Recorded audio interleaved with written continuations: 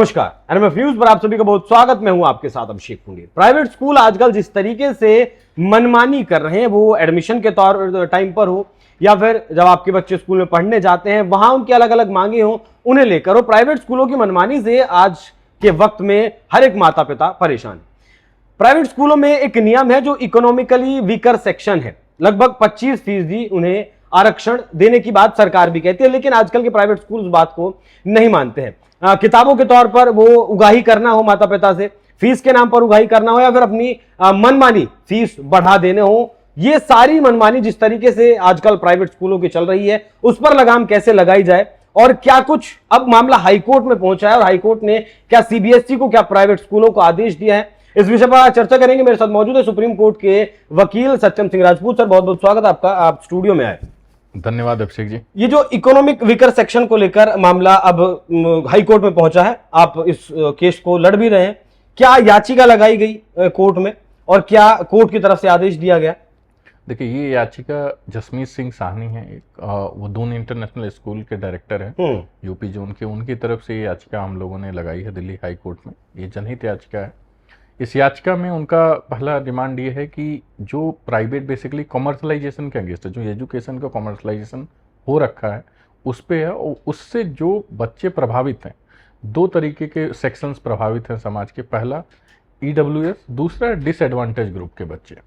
अब इनको जो है सरकारी जो नियम, उस नियम के तहत जो है आरटीई के तहत, राइट टू एजुकेशन एक्ट 2010 के तहत एटलीस्ट 25% जो है, जो स्कूल एक क्लास की जो कैपेसिटी होती है उसकी आप पूरा ओवरऑल लें तो आपको उस क्लासरूम की कैपेसिटी ले लें या ओवरऑल ले लें तो 25% आपको उसमें एडमिशन देना होता है। अब चूंकि ये और ये कंपलसरी है, कंपलसरी है कि आपको 6 से 14 साल के बच्चों को फ्री एजुकेशन आपको प्रोवाइड करना है, जो इकोनॉमिक वीकर सेक्शन से और जो डिसएडवांटेज ग्रुप के सेक्शन से हैं। अब सवाल क्या होता है कि जब आती है बात एडमिशन की, तो अब आप देखिए कि एक जो इनका स्कूल किट, आज जितने भी प्राइवेट कॉलेज हैं सबका उनका फिक्स है कि वो कॉलेज के ही जो शॉप है अंदर का, वहीं से आपको बुक मिलेगा, वहीं से ड्रेस कोड मिलेगा, वहीं से पेन मिलेगा, वहीं से सब कुछ। अब उसकी जो प्राइसिंग है, हमें लगता है 12,000 से लेकर के 20,000 रुपये तक जो है पड़ जाती है हर स्कूल का। ले थोड़ा बहुत ही डिफरेंस होता है। बट वहीं पे 2016 का नोटिफिकेशन है सीबीएसई का भी और एनसीईआरटी का भी। दोनों ये कहते हैं कि सीबीएसई का जो नोटिफिकेशन वो भी ये कहता है कि आपको एनसीईआरटी के बुक के अलावा कोई भी बुक को रिकमेंड नहीं करना। अब उसमें भी सबसे बड़ी समस्या क्या आती है कि अब कई बार ये कहते हैं कि एनसीईआरटी की बुक्स अवेलेबल नहीं है। अब मैं आपको बताता हूँ एनसीईआरटी की बुक्स के प्राइस और प्राइवेट पब्लिशर्स की बुक के। एनसीईआरटी की बुक के प्राइस मैक्सिमम 600-700 रुपये में आपको एक पूरा सिलेबस पूरा पड़ जाता है। बट वहीं अगर हम प्राइवेट पब्लिशर्स की बुक की बात करते हैं तो 1000 से 1500 तक या 2000 तक जाता है, सीधा 50% ऊपर चला जाता है। अच्छा, दूसरी बड़ी बात क्या है, ये पब्लिशर हर साल चेंज होते रहते हैं। बिल्कुल। अब एनसीईआरटी की बुक तो हमेशा चेंज होती नहीं है। अगर शायद देखिए हम लोग भी अगर पढ़े हो बचपन में तो याद हो कि हम लोग दूसरी की किताबें, आगे वाले सीनियर्स की किताबें लेके पढ़ लेते थे। बट आज अगर अपने आसपास अगर आप ये ध्यान दें तो कोई भी बच्चा सीनियर क्लास का बुक लेके नहीं पढ़ सकता, क्योंकि हर साल वो बुक चेंज कर देते हैं। तो ये एक तरीके से कॉमर्शलाइजेशन है, जिस तरीके से इसको बिजनेस का रूप दिया गया है। इसमें कई सारे सुप्रीम कोर्ट के जजमेंट भी हैं, कई सारे लगातार इस पे आते रहे हैं, लेकिन होता क्या है कि फिर वो आता है, फिर ये करते हैं और फिर ये अपना चलाना शुरू करते हैं। इसलिए कि हमने supreme court Delhi high court में डाला। Delhi high court chief justice सामने लगा हुआ था, जहाँ से दिल्ली हाई कोर्ट ने दिल्ली सरकार, सीबीएसई और एनसीईआरटी से जवाब मांगा है और 12 नवंबर को इसको दोबारा रखने की बातचीत हुई है। 12 नवंबर को दोबारा रखने की बातचीत इसमें हुई है। माता पिता की शिकायतें, जो आपके पिटिशनर हैं जसमीत सिंह आपने नाम बताया, उनके पास माता पिता की शिकायतें आई। अब जैसे दून पब्लिक स्कूल आपने बताया तो वो तो खुद एक प्राइवेट स्कूल होगा, वैसे में उसके डायरेक्टर अगर हाई कोर्ट जाते हैं तो वो थोड़ा मामला समझाएंगे? देखिए, क्योंकि हमें लगता है कि चूंकि खुद एक प्राइवेट और दून इंटरनेशनल स्कूल अपने आप में सबसे बड़ा लगता है कि एक स्कूल के मामले में बहुत बड़ी ब्रांच है, तो हमें लगता है उनका इस चीज का अनुभव उन्हें ज्यादा है। हमें लगता है वहाँ पे एडमिशन हो या इससे, तो वो अपने एक्सपीरियंस, और देखिए वो डायरेक्टर हैं, वो एक अपने निजी क्षमता में है, लेकिन ये जो एक पब्लिक कॉज है उसके लिए वो एक स्टेप ले रहे हैं। ये भी अपने आप में सबसे बड़ी बात है, क्योंकि लोग ऐसी संस्थाओं में और इस पद पे आकर के इस तरीके के कोई बचते हैं, क्योंकि देखिए कहीं ना कहीं उनको व्यक्तिगत तौर पे भी जवाबदेही तय होती है। लेकिन आज अगर उन्होंने इस तरीके के लिए, तो हमें लगता है कि ये सोसाइटी के सामने भी एक संदेश ही है, एक अच्छा संदेश है कि ऐसे लोग भी आ रहे हैं कि जो उस ऐसे पोस्ट में जिनको जरूरत नहीं है इन सब चीज़ों की आवाज़ उठाने की। देखिए सत्यम जी, शिक्षा का अधिकार सबको है, सबको शिक्षित होना चाहिए, एजुकेशन मिलनी चाहिए। वैसे में ये कमर्शियलाइजेशन तो एजुकेशन का गलत है ही, साथ ही मतलब आप खुद एक वकील है, सुप्रीम कोर्ट हाई कोर्ट में प्रैक्टिस करते हैं, कितने ऐसे मामले आते हैं जो प्राइवेट स्कूल की मनमानी के खिलाफ हो? देखिए बहुत सारे आते हैं। फीस का मामला तो हमें लगता है सबसे ज्यादा है। आप देखिए प्रदर्शन भी दिल्ली में देखने को मिला पिछले फीस दिनों। का मामला सबसे ज्यादा। और आज हमें लगता है कि अगर फीस की बातचीत करें तो प्राइवेट स्कूलों की फीस इस स्तर तक हो रखी, एक तो इनका कोई रेगुलेशन नहीं है, आप जब आते हैं अपने हिसाब से मनमानी है, फिर इनका एडमिशन का प्रोसेस इतना महंगा है, तो इस तरीके की चीज़ें। और आज के टाइम में जितने भी प्राइवेट स्कूल शायद पहले से भी रहे, बट आजकल ये अपने आप में एक क्लास हो रखे हैं कि मतलब छोटे LKG के बच्चों को पढ़ाना। अब 6 से 14 साल के बच्चों की पढ़ाई किस तरीके की होती है? एक बेसिक स्टैंडर्ड एजुकेशन होता है। आप ऐसा तो है नहीं कि उसी टाइम पे 6 से 14 साल के बीच में उनको इंजीनियर बना देंगे। एक बेसिक शिक्षा ही तो प्रोवाइड करते हैं, आप एक बेसिक एजुकेशन देते हैं। लेकिन उस एजुकेशन को भी देना हमें लगता है आज के टाइम में मिडिल क्लास फैमिली के लिए भी एक बड़ा चैलेंज हो रखा है, बहुत बड़ा चैलेंज। EWS और DG तो आप समझिए कि लगते चलिए, खैर वो तो डायरेक्ट एग्रीव्ड है, लेकिन हमें लगता है एक मध्यम वर्गीय परिवार जो हमें लगता है उसके लिए आज एक बेहतर शिक्षा देना अपने बच्चों के लिए, वो भी एक बहुत बड़ा चैलेंज है। सरकार क्या इस तरीके की कोई जागरूकता कार्यक्रम चलाती है कि भाई EWS का भी एक प्राइवेट स्कूलों में कोटा होता है? क्योंकि जितना मुझे याद है, मैंने भी ग्रेजुएशन तक CBSE बोर्ड में पढ़ाई की और वहां ऐसा कोई कोटा हमें नहीं मिला कि कोई बच्चा EWS से आया हो या उसकी फीस माफ की गई हो या उसे सरकार से कुछ लाभ मिला हो।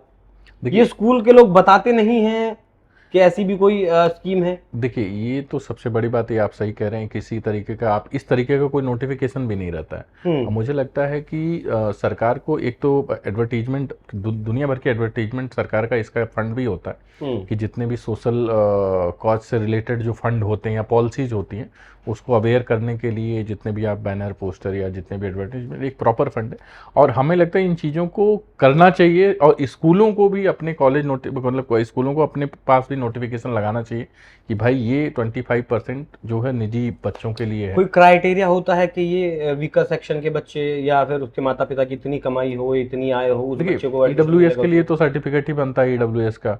DG वाले बच्चों के लिए, डिसएडवांटेज ग्रुप के बच्चों के साथ तो क्या है कि उनका जो भी डॉक्यूमेंट रहता है वो रहता ही, क्योंकि इनकम का तो कोई स्रोत है नहीं उनके पास, तो वो उसी तरीके से भी चीज़ें हैं कि वो किस कम्युनिटी से आ रहे हैं, कैसे आ रहे हैं, तो उनका भी एक सर्टिफिकेट अपना बनता है कि जैसे भी है, मान लो अगर किसी कैटेगरी क्लास से हैं या भी जिस भी तरीके से हैं, तो ये सब सारी चीज़ें तो रहती ही हैं।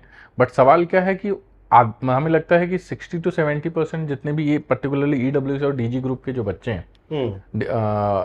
उनको हमें लगता है नॉलेज ही नहीं है, मतलब जीरो इन्फॉर्मेशन है कि हम एडमिशन राइटफुली इस प्राइवेट कॉलेज में ले सकते हैं। तो आप देखो ना कितने बच्चे ले ही नहीं पाते। तो यही तो सवाल है कि वो 25% सीट या तो खाली चली जाती है, और खाली क्या जाती है, कभी भी प्राइवेट स्कूल की फीस स्कूल के बच्चे खाली तो जाती नहीं, क्योंकि वो उसको कहीं ना कहीं बेच देते हैं। तो अपने आप में एक सबसे बड़ी प्रॉब्लम है। कोई रेगुलेटरी नहीं है, कोई विजिलेंस नहीं है। तो हमारा तो सवाल ही है कि कोई विजिलेंस ही नहीं है। रूल तो है, रूल आपने 2016 में ही निकाल दिया, CBSE ने निकाला, NCERT भी करता, सुप्रीम कोर्ट का जजमेंट करता, कई सारे हाई कोर्ट का जजमेंट करता है, लेकिन क्या विजिलेंस है, उससे इम्प्लीमेंटेशन किधर है? हमारी तो बात इम्प्लीमेंटेशन की है कि आप इम्प्लीमेंट कितना कराते हो, क्या स्कूल का ऑडिट होता है, कितने लोगों ने अपना जमा किया कि हमने इतना किया, क्या सबमिट होता है, इस पे कोई ऑडिट नहीं है, कुछ भी नहीं है। तो यही इसी समस्या को लेकर के तो हम कोर्ट में है कि हम ये नहीं कह रहे कि नियम नहीं है, हम तो कह रहे हैं कि नियम है, इम्प्लीमेंटेशन नहीं है, उसका पालन हो रहा है, नहीं तो हो रहा है। जब वो सारे नियम होने के बाद भी अगर बच्चे वंचित रह जा रहे हैं शिक्षा से, तो फिर ऐसे नियम का क्या फायदा?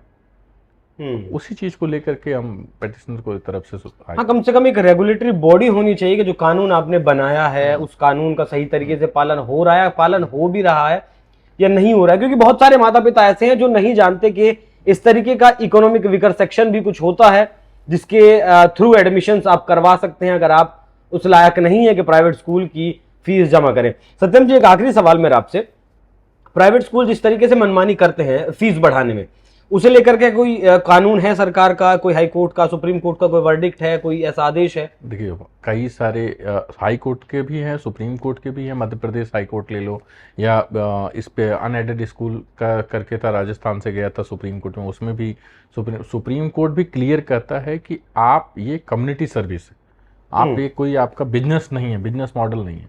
सुप्रीम कोर्ट की जो है क्या बोलते हैं, उसके बाद सीबीएसई खुद कहती, सीबीएसई और आरटीई के भी रूल खुद कहते हैं कि आप एक कम्युनिटी सर्विस है, किसी का इंडिविजुअल प्रॉफिट नहीं कि आज हमने स्कूल खोल दिया और हम इसको जो एज ए प्रॉफिट की तरीके से चला रहे हैं। तो ये सब चीजें लिखी हैं, सवाल ये है कि उसको मान कौन रहा है।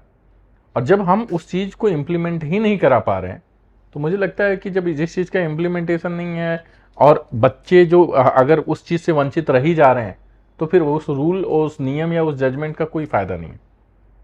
तो हम उन्हीं सब चीज़ों को लेकर के कोर्ट के सामने हैं और उम्मीद करते हैं कि इस पे क्योंकि जब भी बात एजुकेशन की आती है और सारी चीज़ें, तो इस पे हमेशा चाहे कोर्ट हमेशा एक पॉजिटिव तरीके से आगे आई है, उम्मीद है इसमें भी। अच्छा, आप मुझे अभी बता रहे थे कि लगभग 55,000 करोड़ रुपए का पूरा कारोबार है ये क्या मसला है? देखिए, 55,000 करोड़ का मसला ये है कि एस्टिमेशन ये है कि मान लो आप पैन इंडिया ले लीजिए, मैं सिर्फ दिल्ली की बात कर रहा हूँ। अगर मैं एज एन इंडिविजुअल जो है 10 से 12 अपने बच्चे के लिए, आप अपने बच्चे के लिए 15 से 20,000 रुपए का महीने का, साल भर का खरीद रहे हैं, फिर उसके बाद अलग अलग 10 चीजें होते रहते, प्रोग्राम ये खरीदिए, ये खरीदिए, ये खरीदिए।